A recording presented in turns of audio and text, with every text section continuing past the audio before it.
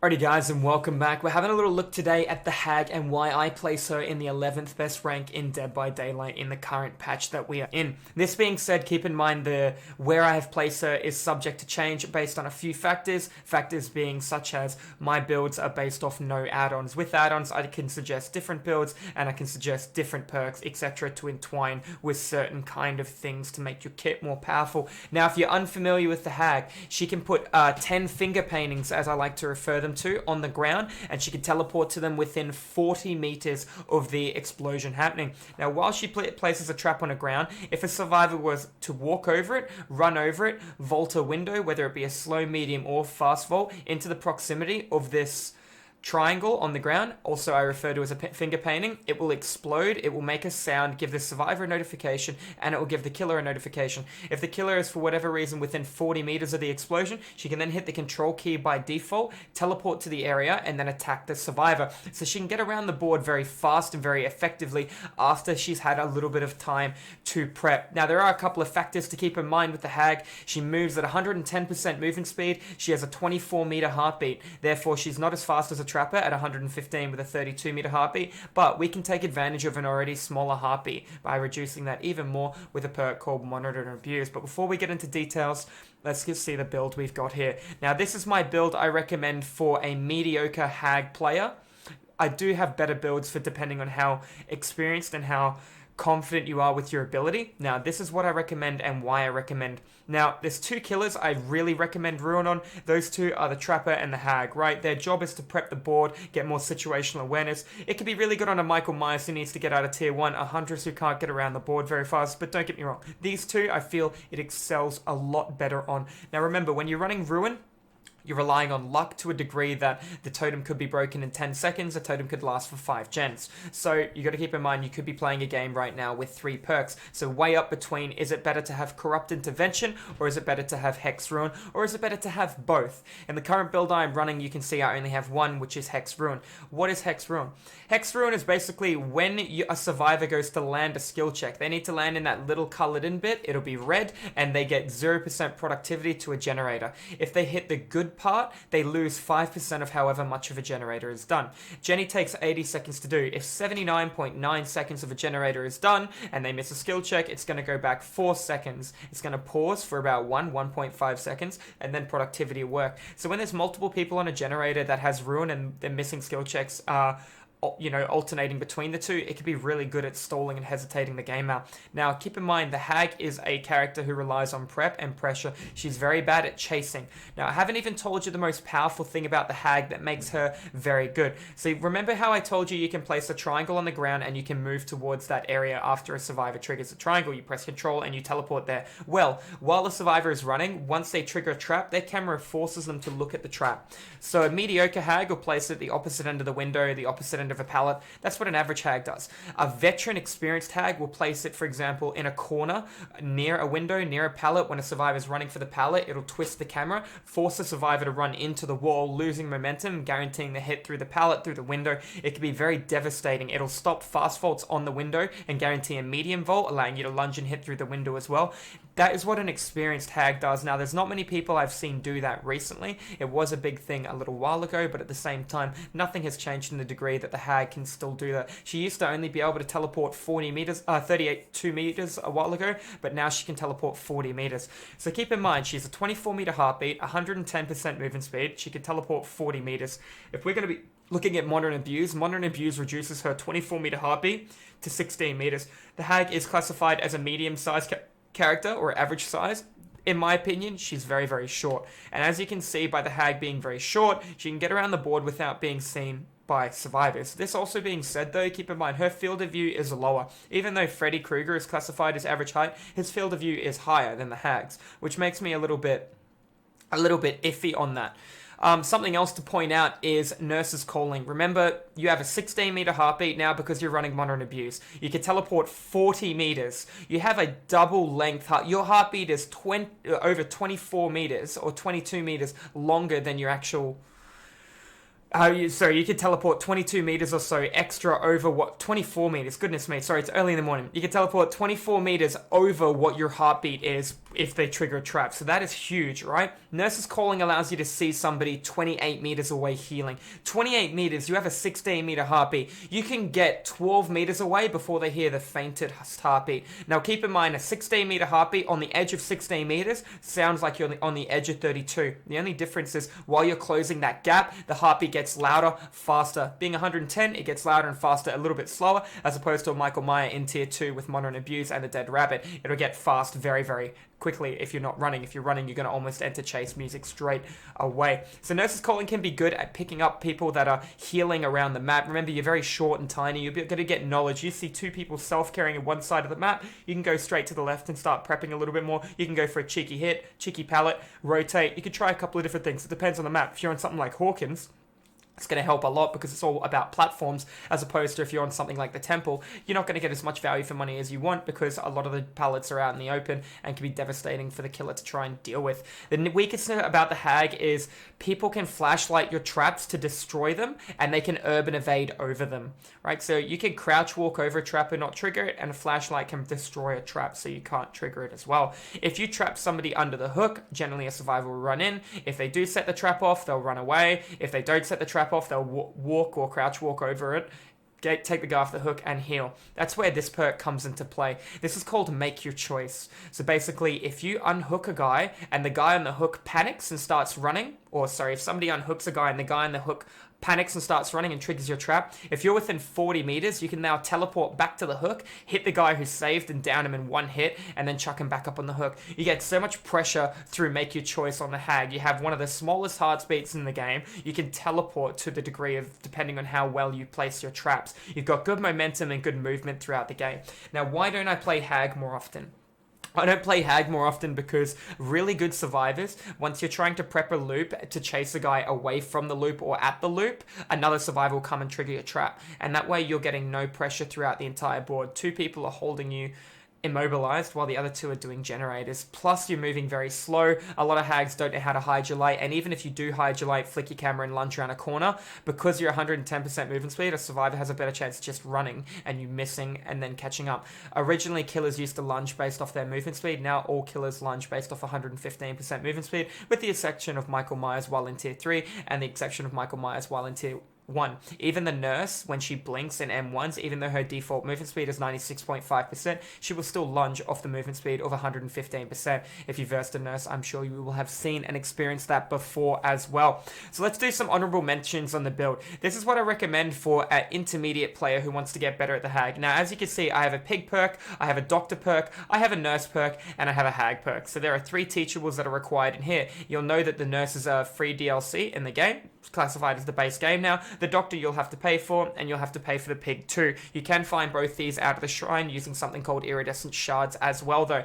So some honorable mentions of where you could substitute perks. Well, you could take out Nurse's Calling if you were a little bit more fixated on doing pressure throughout the board with your traps. You don't really need it. It can just allow for you to get cheeky little hits now and then, and all kind of different plays on people. I would not recommend Infectious Fright. It allows you, based off your terror radius, to down a survivor and see allies. If you have a 16 meter terror radius, you're in chase. Now you have a larger terror radius as well. It's going to be 24 meters. It's still nowhere near a 32 meter chainsaw from a hillbilly and then getting map pressure throughout the board, or a 32 meter a 32 meter nurse.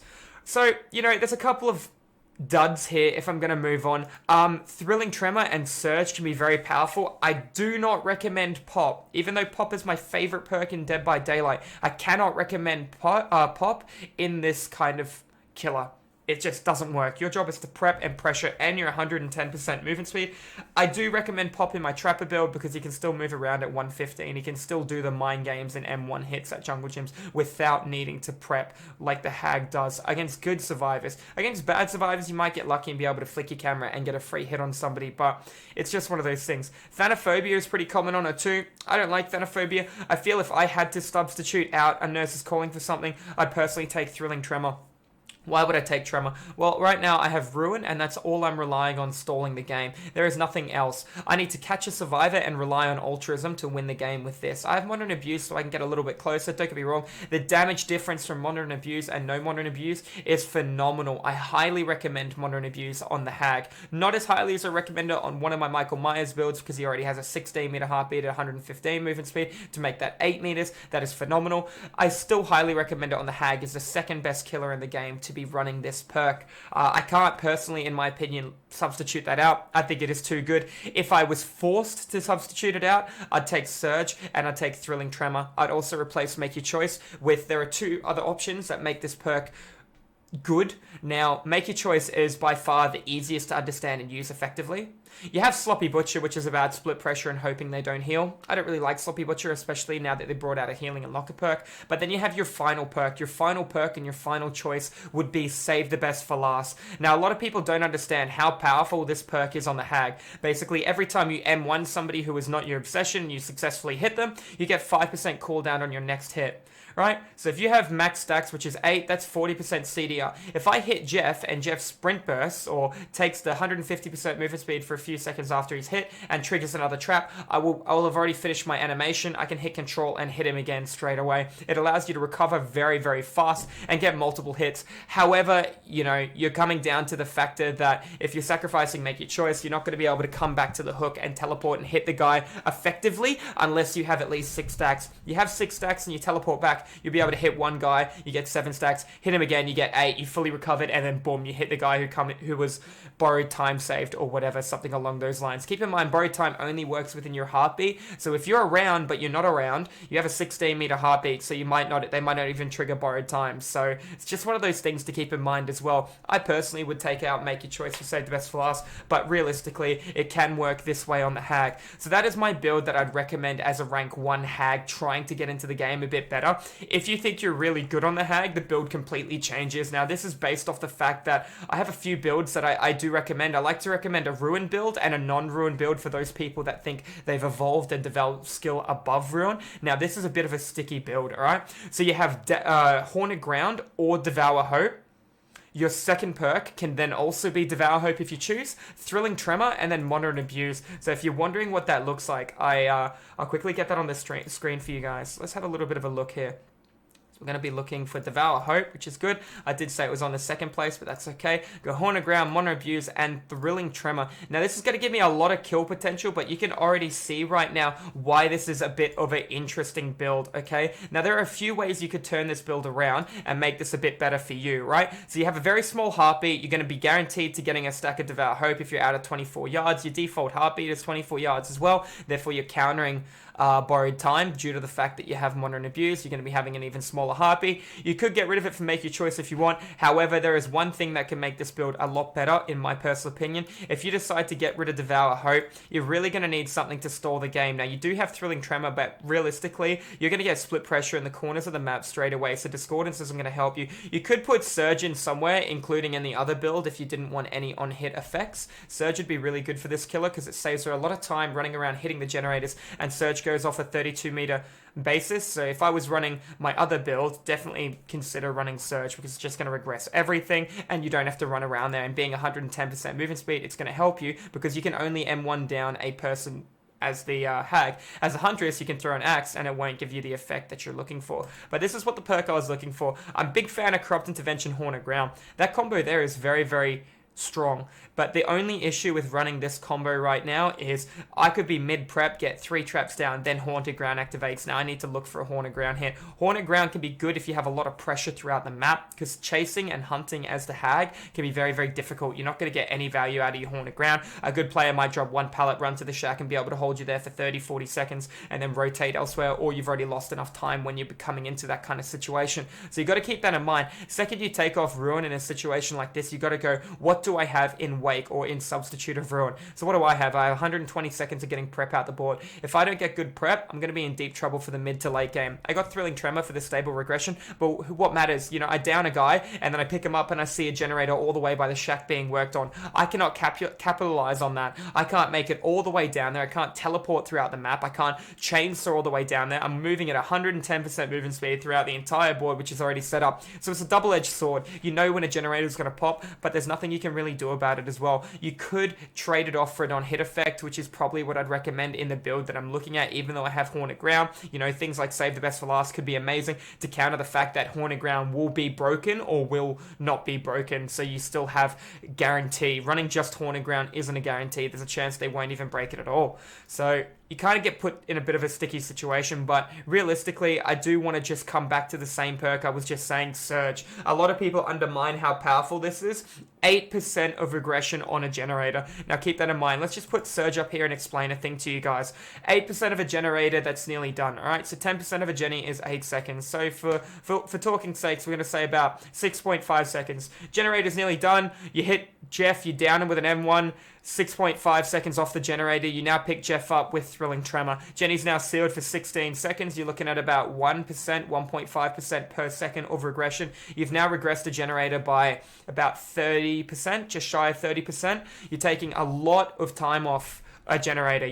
Like I said, you're looking at about 28 to 30% off the generator without even kicking it with pop, and that capitalizes on every single Jenny within 32 meters. Keep in mind, this is based off 32 meters, not my 16 meter heartbeat. Infectious Fright is based off my heartbeat, so you can see the huge difference there. So that's actually a really, really good one for the Hag to get in. If I was running Surge, I'd probably also want to be running Ruin, but I don't want to run Ruin, Surge, Thrilling Tremor, and then Monitor and Abuse. I'd rather run something like Make Your Choice in my final slot. So there are quite a few ways you could build the Hag if you choose to, you know, step out of your comfort zone. At the same time, Ruin is, like I said, relying on luck, but as a character that needs a lot of prep, I kind of agree with the fact that you need to get situational awareness throughout the board, then start downing some people. So that would be a very, very powerful build. At the same time, if it was me and I was running this kind of shit, I'd happily trade out, save the Monitor and Abuse. Even though I told you Monitor and Abuse is god tier, it is. But looking at the build right now, I need to look at what my weak points are. What is my weak point? My weak point is I have no pressure if somebody goes to body block, somebody goes to hook save or something. This is a decent build, don't get me wrong, but knowing the fact I have Thrilling Tremor and I have Surge, I kind of want to down people as fast as possible. And what better way to down people as fast as possible than running a perk called Save the Best for Last? I was just talking about this with the 40% recovery on hit. If you hit somebody and down them quicker, you remember when you explode a generator with Surge, the survivors let go of the Jenny. They don't just make the action and then go back to it. They physically let go and have to M1 again to get on the Jenny. The faster my recovery time at 40%, the more likely I am to pick them up before the survivor can do anything about it and keep the regression going as well. So it can be very, very devastating to have to deal with. That there, in my personal opinion, would be the build I would run at rank 1 as a Hag against good survivors. But like I said, all builds are subject to change. The build would completely change based off add-ons. You know, you've got things like the Rusty Shackles, also known as one of the best add-ons on the Hag, which doesn't even give a survivor a notification when they trigger your trap. So if they trigger your trap going for a basement save, then they hook save Jeff, you teleport back and hit him with Make Your Choice, and now you've got a free trade. So it could be very, very ruthless to try and verse. I mean, you've got things like the Mint Rag, which allow you to teleport to your traps, even if people don't trigger them. Basement just got saved, Make Your Choice, teleport back to the basement, and M1 the other guy. Like, she has some decent builds. You've also got faster setup time. You can see survivors' auras after they trigger traps, so she does have a little bit going for her. Unfortunately, based off no add-ons, based off running a really good build, I can still only put the Hag in the 11th best spot for killer in Dead by Daylight, because there are too many counters being flashlights, people chasing, setting off your traps with you know, holding shift, running on and then running up. Now, I know what you're thinking. You place the trapper in a different spot, but the trapper, you know, the trapper has to pick up traps and carry them. True, but he has 115% movement speed. If you step at his trap, you are physically hurt, as opposed to stepping at a Hag track just gives her a notification and the ability to teleport to it as well. So I do put the trapper a lot higher than I do have on the Hag, and that just comes down to a lot of experience. The trapper can snowball the game with a click of her fingers much more efficiently than a Hag can, unless she has 8 stacks of Save the Best or Devour Hope or Haunted Ground. Anyways, guys, that's going to be all for the Hag video. If you guys have any more questions, don't hesitate to come over to the live stream and have a little bit of a look. So there you go. That's why I put Hag in the 11th best spot in Dead by Daylight. Thanks all for watching, guys.